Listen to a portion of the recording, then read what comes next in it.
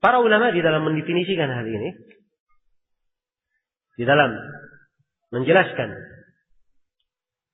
tentang makna dari 4 hal ini, ada beberapa pendapat di kalangan para ulama. Cuma yang dipakai oleh mayoritas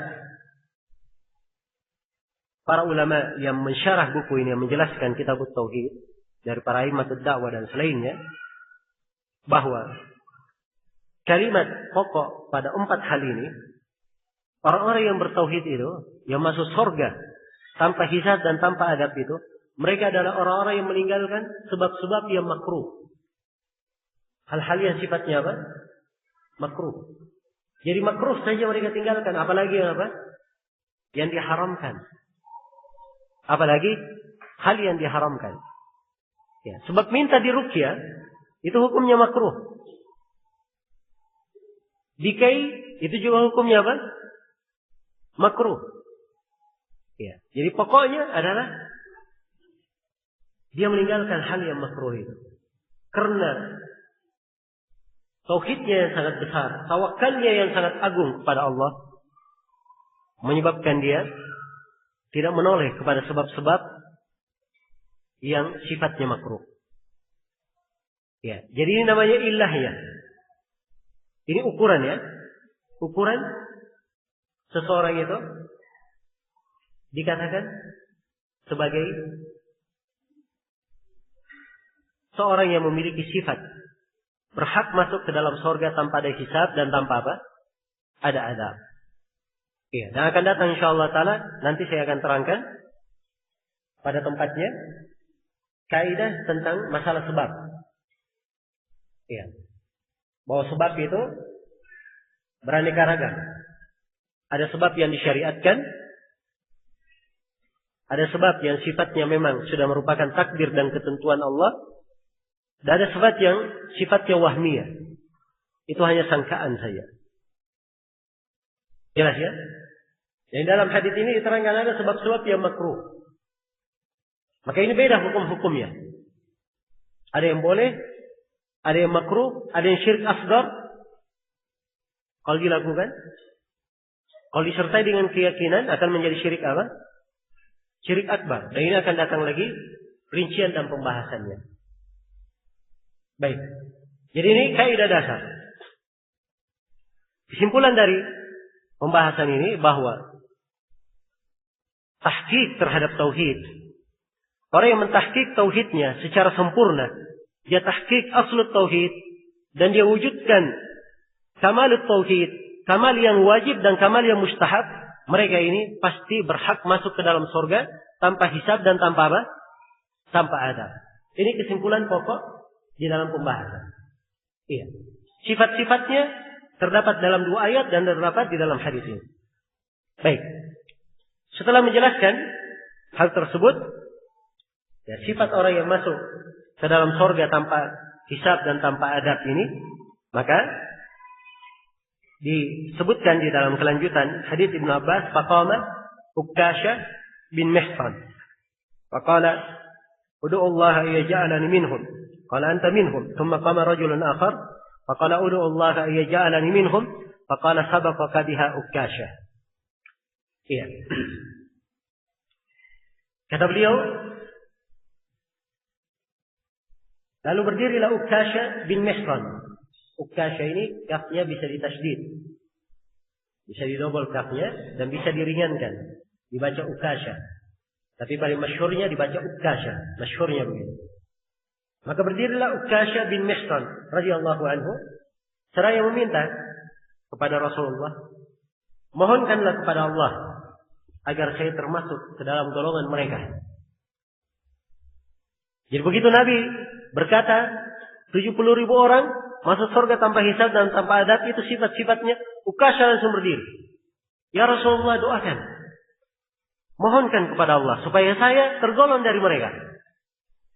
Maka Nabi sallallahu alaihi wasallam menjawab, engkau tergolong dari mereka.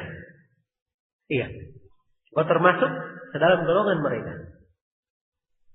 Baik. Ini dari bentuk syafaat ya namanya. Syafaat Rasulullah sallallahu alaihi wasallam kepada seorang hamba Sehingga dia digolongkan ke dalam 70 ribu orang yang masuk surga tanpa hisab dan tanpa adab. Setelah itu berdiri seorang yang lainnya juga meminta, mohonkan kepada Allah agar saya termasuk ke dalam golongan mereka. Ya. Maka Nabi sallallahu alaihi wasallam menjawab, Ukasha telah mendahuluimu. Ukasha telah mendahuluimu. Dan ini dari keindahan Nabi sallallahu alaihi wasallam menjawab, ya. Jadi Ukasha sudah menjawab. Begitu Ukasha sudah meminta, Nabi berkata, engkau termasuk dari mereka. Berdiri lagi orang lain. Berkata, Rasulullah, doakan juga saya. Nabi berkata, Ukasha telah mendahului kamu. Ya. Nabi tidak berkata, kamu tidak termasuk dari mereka. So, kamu tidak boleh minta lagi. Tapi beliau hanya berkata, Ukasha telah apa? Mendahuluimu. Ya, sebab kalau Nabi bilang lagi, engkau juga misalnya termasuk, maka yang lainnya semua pasti akan apa? Pasti akan berdiri. Ya. Karena itu beliau menutup pintu dengan ucapan yang sederhana tapi indah. Ukasha telah apa? Mendahuluimu. Sebab memang orang yang paling dahulu dalam kebaikan, dia yang paling berhak untuk apa? Mendapatkannya. Dan ini terdapat keutamaan Ukasha bin Mihsan radhiyallahu taala anhu. Semangat beliau di dalam kebaikan, segera beliau. Dan ini menunjukkan kepada kita semua pikiran para sahabat itu kemana. Mereka kalau berpikir kaitannya di mana kedudukan saya, di surga atau di neraka. Itu yang mereka pikirkan. Sehingga kalau mendengarkan sesuatu langsung nyambung. Ya. Beda dengan kita, ya. Ya, sering kita membaca ayat-ayat, mendengarkan hadis-hadis, tapi seakan-akan kita hidup di dunia untuk selama-lamanya. Ya. Seakan-akan tidak ada perhitungan lagi nanti kelak di kemudian hari. Dan ini adalah suatu kelemahan di dalam keimanan dan sedikitnya pemahaman terhadap agama. Semoga Allah Subhanahu wa taala mengampuni kita semua dan menambahkan ilmu pengetahuan untuk kita semua. Baik, selesai sudah hadis ini. Di dalam pembahasan ini penulis rahimahullahu taala menyebutkan beberapa perkara. Ya, kata beliau rahimahullah fihi masail. Beberapa pembahasan yang terkandung dalam bab ini. Pertama, ma'rifatu maratibin nasi fit tauhid. Pengenalan tingkatan-tingkatan manusia dalam perkara tauhid. Ya. Jadi ini pokok pembahasan sebenarnya. Penulis ingin menerangkan bahwa di dalam tahqiq tauhid manusia itu bertingkat-tingkat. Ada yang mentahqiq tauhidnya secara sempurna. Ada yang mentahqiq tauhidnya dasarnya saja yang dia tahqiq. Ada yang mentahqiq tauhidnya dasar dan kesempurnaan yang wajibnya saja. Kesempurnaan yang sunnahnya tidak. Jelas, ya? Jadi tahqiq terhadap tauhid bertingkat-tingkat. Bertingkat-tingkat. Iya. Karena itu balasan juga terhadap ahli tauhid bertingkat-tingkat. Surga itu berjenjang-jenjang. Ada surga Firdaus, yang paling atasnya, ada lagi surga di bawahnya, ada lagi surga di bawahnya. Sesuai dengan kadar tauhid dan kadar amalannya. Baik. Kemudian yang kedua, kata beliau, makna tahqiqihi. Ya, sudah berlalu penjelasan makna realisasi sesungguhnya dari tauhid. Ini makna tahqiq tauhid, ya. Sudah kita terangkan. Jadi kesimpulan tahqiq tauhid tadi, apa kesimpulannya?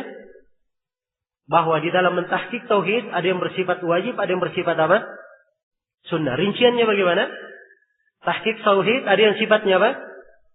Mentahqiq apa? Aslut tauhid. Ini yang pertama, ya. Yang kedua mentahqiq apa? Kamalut tauhid, kesempurnaan tauhid. Mentahqiq kesempurnaan tauhid terbagi dua. Ada kesempurnaan yang apa?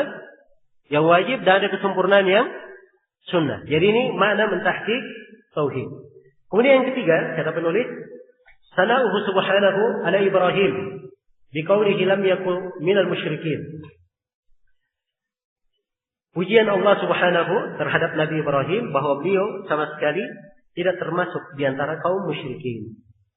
Ya. Kemudian yang keempat, sana'uhu ala sadatil awliya bisalamatihim minasyirik. Pujian Allah terhadap para penghulu wali-wali Allah karena keselamatan mereka dari kesyirikan. Ini dalam ayat di surah Al-Mu'minin, ya. Sebab itu sifat orang-orang yang beriman. Nah, jadi sifatnya mereka tidak pernah berbuat kesyirikan. Itu sifat para wali. Kalau dia mengatakan dirinya wali, wali itu tidak pernah berbuat kesyirikan. Itu wali. Ya. Berbeda dengan sebagian orang di masa ini. Mengaku dirinya wali Allah, mengaku dirinya dari keturunan Nabi. Ya. Sehingga dia mengatakan bahwa dirinya adalah wali Allah, tapi berbuat kesyirikan. Ya na'udzubillah. Kaum musyrikin di masa Nabi lebih baik daripada mereka. Iya. Sebab kesyirikan-kesyirikan yang seperti itu tidak pernah terjadi di masa Nabi. Tidak pernah terjadi di masa Nabi. Dan insya Allah akan datang nanti di sela-sela pembahasan bahwa banyak dari bentuk kesyirikan yang terjadi di masa ini itu lebih parah daripada kesyirikan yang terjadi di masa kaum musyrikin yang hidup pada zaman Nabi Shallallahu Alaihi Wasallam. Kemudian yang kelima, kaunu tarkir ruqyah wal kay min tahqiq tauhid.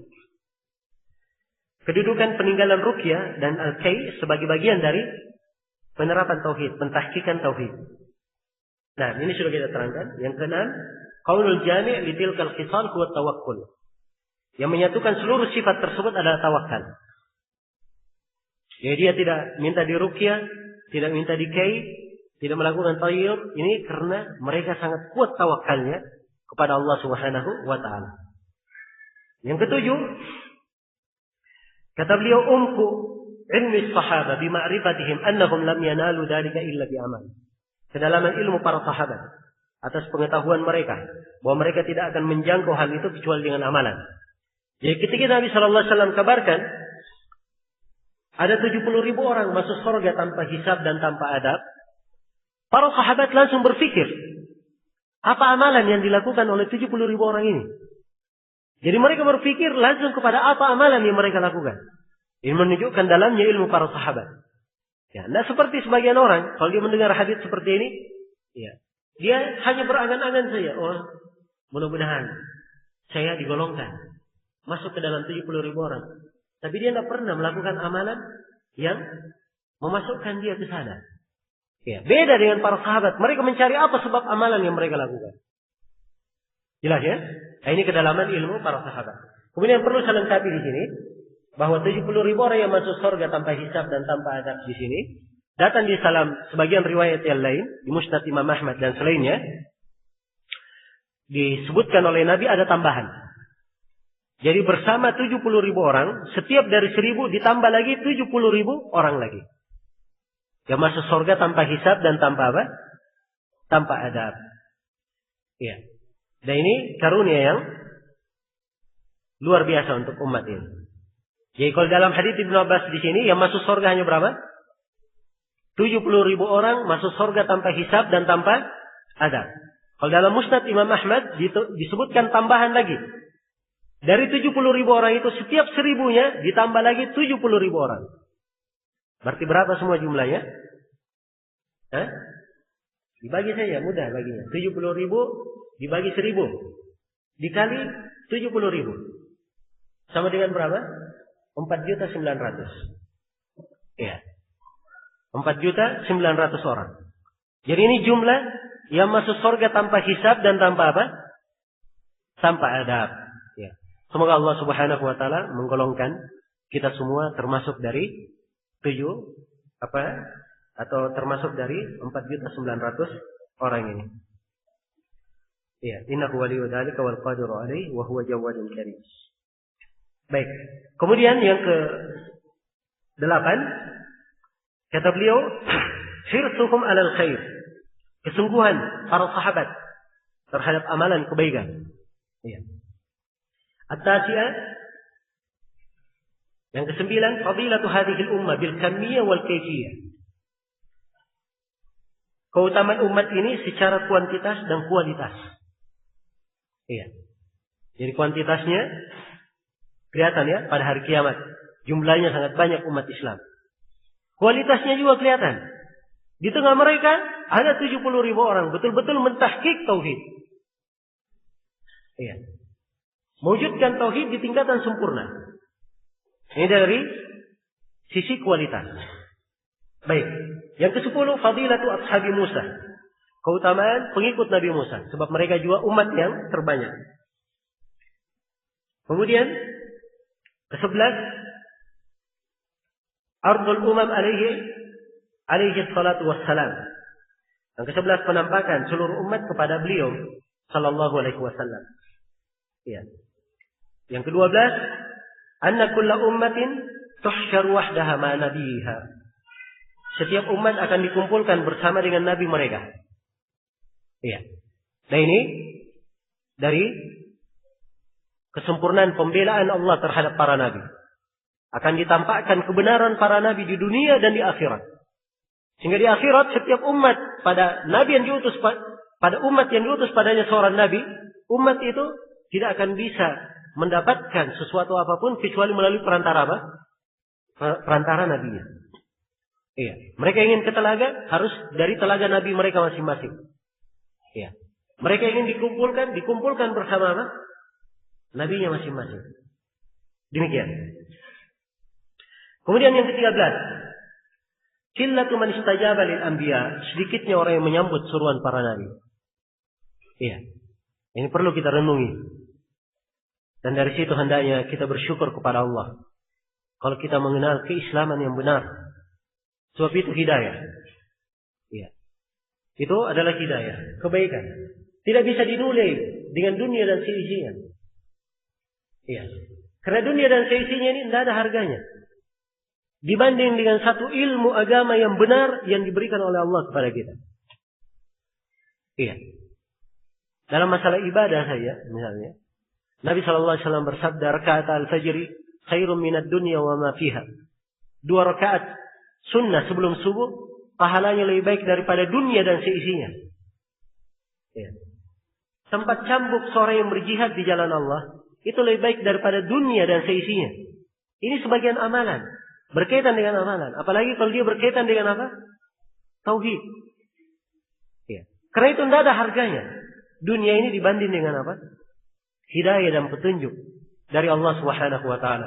Karena itu hendaknya seorang selalu bersyukur kepada Allah Subhanahu wa taala terhadap nikmat dia mengenal keislaman yang benar dan nikmat dia mengenal sunnah Rasulullah sallallahu alaihi wasallam. Iya. Karena itu kata para ulama hidayah itu 2 macam. Ada hidayah menuju kepada jalan dan ada hidayah di atas jalan. Ibaratnya semua dari kita ini akan ke negeri akhirat. Yang menyambung jalan ke surga hanya satu jalan saja. Itulah jalan Islam. Tidak ada jalan yang lain. Maka seorang yang mendapat hidayah masuk Islam, dia telah mendapatkan hidayah menuju kepada jalan. Ketika dia sudah berada di atas jalan Islam, dia perlu hidayah yang kedua. Supaya dia kokoh di atas jalan, tidak menoleh ke kanan, tidak lari ke kiri. Iya. Bisa berjalan lurus. Ini semua harus dilengkapi oleh seorang hamba. Iya. Dan sekali lagi, ini bukan masalah angan-angan.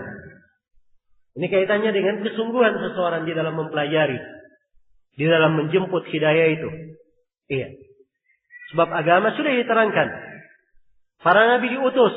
Kitab-kitab diturunkan. Waris para nabi masih ada dari masa ke masa. Ada dari para ulama yang mengajarkan ilmu agama. Kalau kita menyimpang dari jalan yang lurus, itu kesalahan dari kita sendiri. Kesalahan dari kita sendiri. Sebab jalan telah diterangkan. Baik.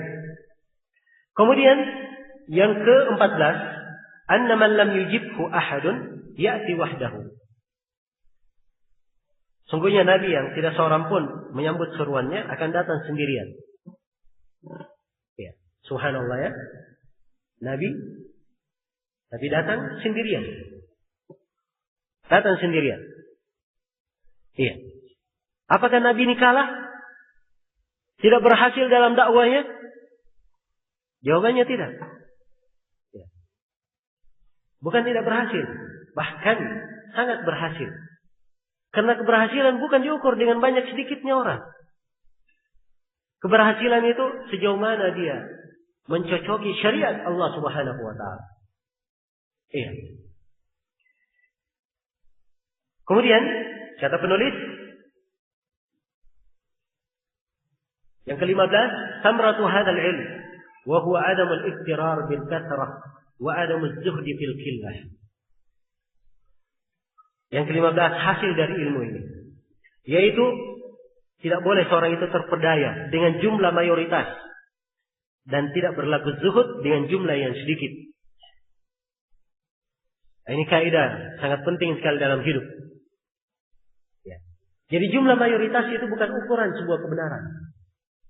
Bahkan mayoritas kebanyakannya disebut dalam Al-Quran bukan dengan bentuk pujian. Seperti Allah firman, "Wa in tuti' aktsara man fil ardi yudilluka an sabilillah." Kalau engkau taat kepada kebanyakan manusia di atas muka bumi, kamu akan disesatkan dari jalan Allah. Akan disesatkan dari jalan Allah. Jadi kalau dia mengikuti kebanyakan orang, akan sesat dari jalan Allah. Iya. Ayat yang lain Allah berfirman, "Wa qalilun min ibadiyasy syakur." Sangat sedikit dari hamba-hambaku yang bersyukur. Menunjukkan yang bersyukur itu sedikit.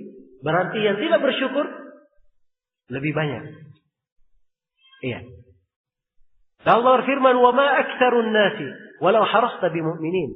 Manusia tidak akan menjadi banyak walaupun kamu semangat mereka itu beriman. Ya. Ayat-ayat yang semisal ini banyak dalam Al-Qur'anul Karim. Menunjukkan bahwa jumlah yang banyak itu bukan ukuran suatu kebenaran. Iya. Jadi sini perbedaannya antara ilmu dan kejahilan.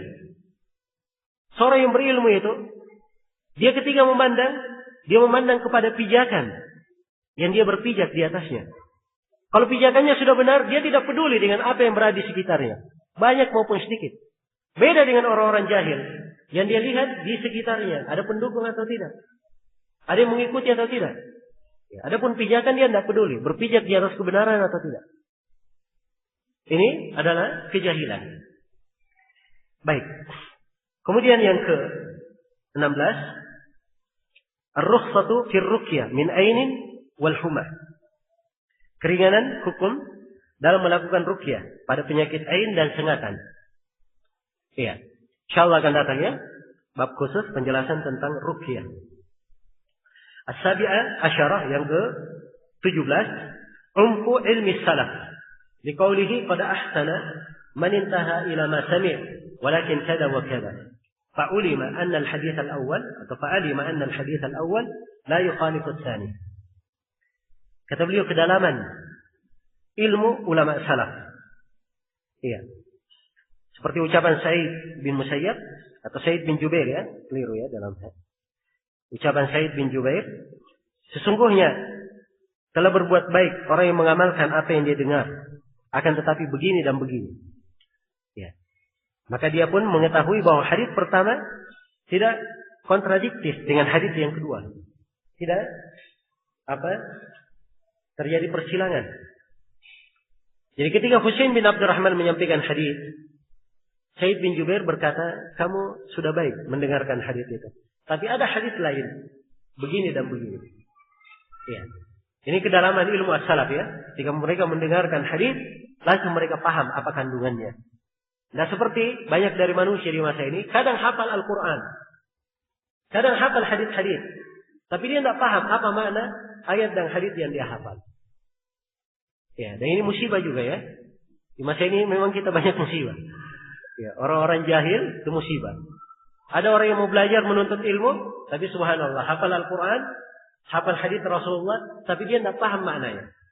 Dia tidak paham maknanya, berani bicara sana sini terhadap kandungannya. Iya. Nah ini yang membuat fitnah di tengah manusia. Sebab sebagian orang, masya Allah, oh ini ustaz pandai baca ayat, pandai baca hadis, berarti bagus ustaz ini. Dia tidak tahu bahwa orang yang berbicara ini hanya pandai membaca ayat, pandai membaca hadis saja, tidak mengerti kandungannya. Iya. Ada orang-orang yang seperti ini. Nah, ada orang-orang yang seperti ini. Dan ini termasuk musibah ya di tengah umat. Yang paling penting adalah seorang faqih, paham terhadap agama. Iya, paham terhadap agama. Selain dari dia menghafal, dia juga memahami apa yang dia hafal. Memahami apa yang dia hafalkan. Kemudian kata beliau, yang ke-18, bu'dus salaf an madahil insan bima laysa fihi. Jauhnya para as-salaf, ya, jauhnya para ulama as-salaf dari sifat memuji seseorang atas perbuatan yang tidak ada padanya. Jadi kalau dia melakukan ada perbuatan yang dia tidak lakukan, dia tidak akan memuji dirinya di atas perbuatan tersebut. Ya. Dan ini dari keindahan ilmu as-salaf rahimahullahu ta'ala. Nah, senang untuk dipuji pada sesuatu yang dia tidak lakukan, itu dicela ya. Iya, dicela. Dalam Al-Quran, di surah Al-Imran ayat 188, Allah Subhanahu wa taala berfirman, "La tahsabanna alladziina yafrahuna bima ataw wa yuhibbuna an yuhmadu bima lam yaf'alu, fala tahsabannahum bimafazatin minan nar wa lahum adzabun alim." Jangan sekali-sekali engkau menyangka orang yang bergembira dengan apa yang dia dapatkan. Ini pertama ya, orang yang gembira ketika dia dapat nikmat, dia merasa gembira, ujub. Ya. Yang kedua yang dicela adalah orang yang merasa bangga, orang yang cinta untuk dipuji dengan sesuatu yang dia tidak pernah lakukan. Allah tegaskan, jangan sekali-sekali engkau menyangka mereka selamat dari siksaan. Untuk mereka siksaan yang pedih. Karena itu, jangan seorang berpikir mendapatkan pujian pada amalan yang dia tidak lakukan. Nah, ini pada ucapan Husain bin Abdurrahman ya. Dia bangun di malam hari. Tapi dia terangkan, saya bangun bukan karena sholat. Saya bangun karena apa? Tersengat kalajengking. Ya. Supaya jangan disangka bahwa ini bangun malam hari, Masya Allah. Dia sholat malam. Padahal sebenarnya ada urusan lain. Iya. Kemudian yang ke-19, qauluhu anta minhum alamun min alamin nubuwah. Sabda beliau, engkau termasuk di antara mereka, adalah salah satu dari sekian tanda-tanda kenabian. Nabi Muhammad SAW memiliki tanda-tanda kenabian. Tanda kenabian itu adalah sesuatu yang dikabarkan oleh Nabi dan terbukti itu terjadi. Itu tanda kenabian namanya. Sini Nabi mengabarkan bahwa Ukasha bin Mihsan adalah salah satu dari apa? 70.000 orang yang masuk surga tanpa hisab dan tanpa adab. Ya. Dan Nabi SAW mempunyai banyak tanda kenabian. Dan ini dikumpulkan oleh para ulama dalam buku-buku khusus. Imam Al-Baihaqi punya buku tentang Dalailun Nubuwah. Demikian pula Al-Firyadi. Di antara buku yang paling bagus di masa ini adalah buku guru kami, Syekh Mukbil. Dalam satu jilid tebal, beliau kumpulkan hadis-hadis yang sahih tentang Dalailun Nubuwah. Tanda-tanda kenabian. Nabi kabarkan sesuatu dan terjadi. Sesuatu itu. Sesuatu yang akan terjadi, setelah itu terbukti terjadinya sesuatu itu. Dan ini tanda kenabian Nabi kita sallallahu alaihi wasallam. Kemudian yang ke-20, ya.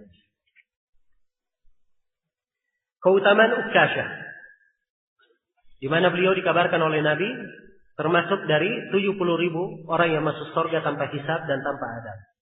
Yang ke-21, penggunaan kata sindiran. Iya. Al-ma'arif. Ini kata yang mewakili ya. Tapi bentuk penolakan yang halus.